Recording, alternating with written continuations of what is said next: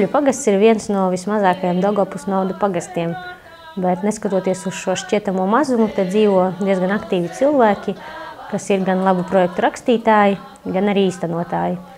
Un šobrīd mēs atrodamies vienā no šādiem īstenotajiem projektiem, proti latgalisko tradīciju un prasmu mājā Ambeļu skreine. Jau pats mājas nosaukums ir visai zīmīgs, jo skreine tas nozīmē pūra lāde.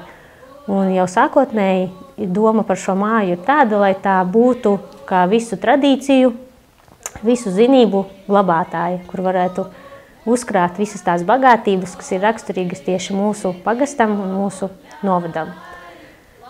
Projekts ir īstenots pirms 4 gadiem, faktiski projekta īstenošana ir sākta pirms 4 gadiem, jo uzsākām mēs darbu pie šī projekta 2011. gadā. Un, lai gan jau ir pagājis diezgan liels laiks, nevarētu teikt, ka tas projekts ir līdz galam noslēdzies, jo viens ir māju rekonstruēt, bet pavisam kaut kas cits ir iedvest tajā dzīvību, padarīt to par tādu, uz kuriem cilvēkiem gribētos nākt kaut ko darīt. Projekta ietvaros ir vairāk veikti tādi tehniski darbi, sākot ar demontāžas darbiem, un pēc tam arī atjaunojot un mēģinot padarīt to par tādu estētiski pievilcīgu vietu un vidi. Darba ir bijis ļoti daudz, ir uzmūrētas 2 ļoti labas krāsnes, un šobrīd šīs krāsnes nes ne tikai siltumu, bet tajās tiek cepta arī maizīte un gatavoti dažādi latgaliešiem raksturīgi ēdieni. Šī māja ir celta 20. gadsimta sākumā, un kādreiz tajā ir dzīvojuši, kad Ambeļos darbojās skola, skolotāji. Un, protams, šī māja ir piedzīvojusi ļoti zināmas pārmaiņas laika gaitā. Un mūsu uzdevums projekta ietvaros bija mēģināt atgūt to tādu autentisko pieskaņu. Protams, mēs nepretendējam uz muzeja statusu vai tādu kā to kultūrvēsturisko nozīmi tieši arhitektūras ziņā, bet mēs vēlētos, lai šī māja būtu dzīva ar šīm tradīcijām, kas ir mazliet cita nostāde atšķirībā no muzeja.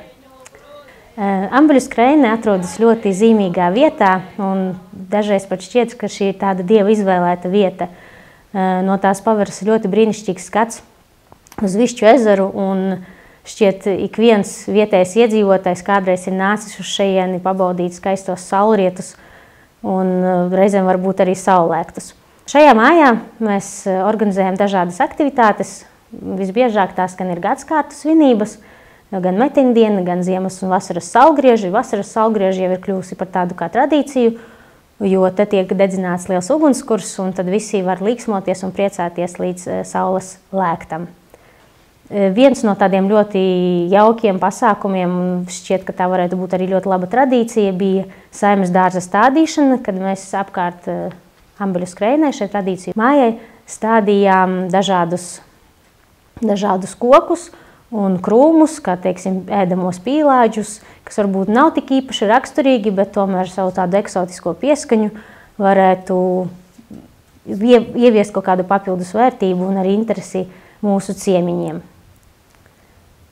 Šīs mājas iekārtojumā ļoti lielu ieguldījumu ir devuši vietēji iedzīvotāji un arī tādi, kuri kādreiz dzīvojuši Ambeļos, bet šobrīd šeit vairs nedzīvo.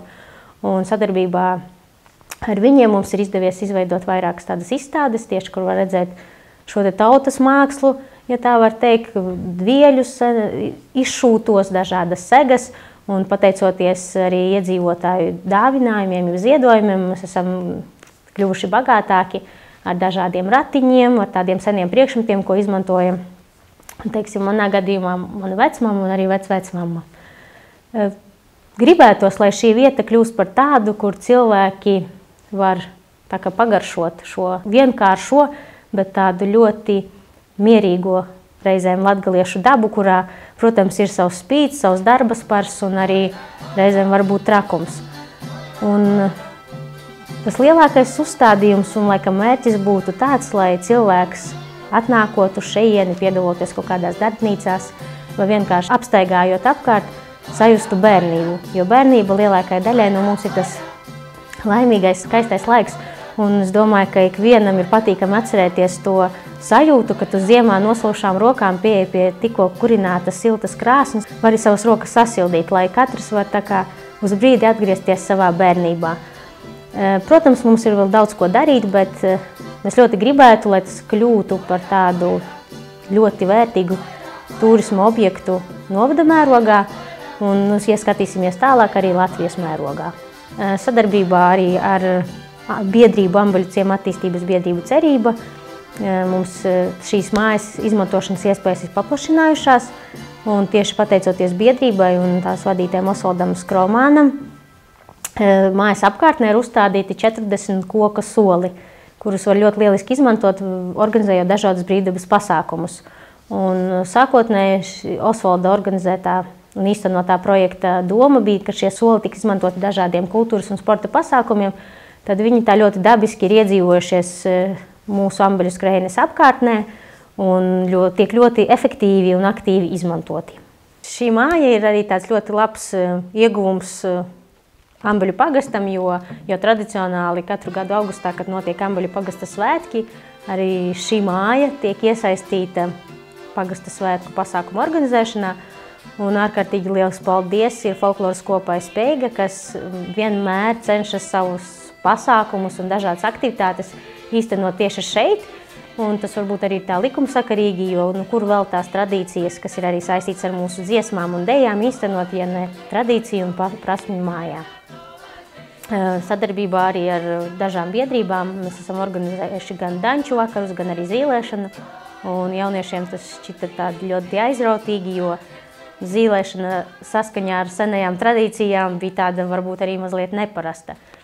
Un svarīgi ir arī pieminēt to, ka šīs mājas demontāžas darbos, proti pašā projekta sākumā, tika ļoti aktīvi iesaistīti jaunieši, jo viņi bija tieši tie, kas palīdzēja demontēt visu, kas te bija demontējams, un viņi faktiski ir snieguši neatsveramu devumu, lai šī māja izskatītos tāda, kāda tā izskatās pašlaik.